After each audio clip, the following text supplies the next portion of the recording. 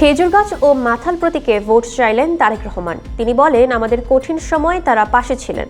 ধানের শীষের যত ভাই আছেন, ধানের শীষের পাশাপাশি তাদেরকেও ভোট দিয়ে জয়ী করতে হবে। ব্রাহ্মণবাড়িয়ার 6টি আসনে বিএনপির 4 প্রার্থীর পক্ষে ভোট চাওয়ার পাশাপাশি আসন সমঝোতা হওয়া অন্য 2 দলের প্রার্থীর মার্কাতেও ভোট চাইলেন বিএনপি চেয়ারম্যান।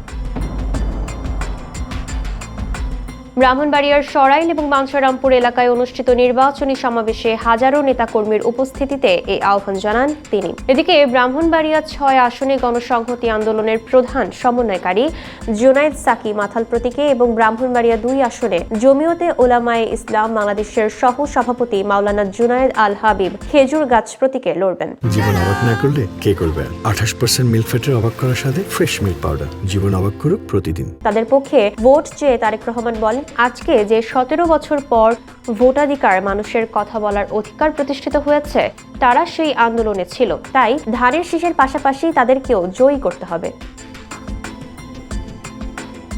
তারেক রহমান আরো বলেন, এবারের ভোট অত্যন্ত গুরুত্বপূর্ণ। তিনি ভোটের দিন কেন্দ্রের সামনে ফজরের নামাজ পড়ে ধানের শীষে ভোট দেওয়ার আহ্বান জানান। পাশাপাশি তিনি নেতাকর্মীদের সতর্ক করেছেন যে এবারের নির্বাচনে সাধারণ মানুষের অধিকার এবং গণতান্ত্রিক প্রতিষ্ঠান রক্ষার প্রশ্ন জড়িত।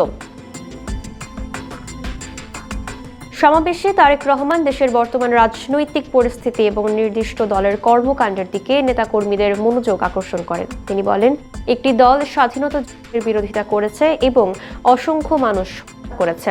আজ তারা ধর্মীয় অনুভূতিকে পুঁজি করে বেহেশতের টিকিট বিক্রি করছে। আপনাদের তাদের বয়কট করতে হবে। এ সময় বিএনপি চেয়ারম্যান আরো বলেন, এদেশ কারো ব্যক্তিগত সম্পত্তি নয়, কাজেই আপনাদেরকে সিদ্ধান্ত নিতে হবে আপনারা কিভাবে দেশ পরিচালনা করতে চান। অন্যদিকে নির্বাচন নিয়ে ষড়যন্ত্রের আশঙ্কা প্রকাশ করে তারেক রহমান বলেন, দেশের ভেতরের পাশাপাশি বিদেশেও ভোট নিয়ে ষড়যন্ত্র হচ্ছে। বিশেষ করে প্রবাসী বাংলাদেশিদের পোস্টাল ভোটারদের নিয়েও গভীর ষড়যন্ত্র চলছে। এই বিষয়ে সবাইকে সতর্ক থাকার আহ্বান জানান তিনি।